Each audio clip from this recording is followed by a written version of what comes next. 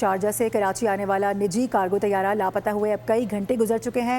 اب تک کوئی سراغ نہیں لگایا جا سکا ہے۔ بتایا جا رہا ہے کہ طیارے میں عملے کے 5 ارکان سوار تھے۔ K2 ایئر ویز کے بوئنگ 737 کارگو طیارے میں نیویگیشنل سسٹم میں خرابی پیدا ہوئی۔ ترجمان پاکستان ایئرپورٹ اتھارٹی کے مطابق طیارے کا کراچی سے قریب 155 ناٹیکل میل مغرب میں رابطہ منقطع ہوا۔ سمندر میں سرچ اینڈ ریسکیو آپریشن جاری ہے۔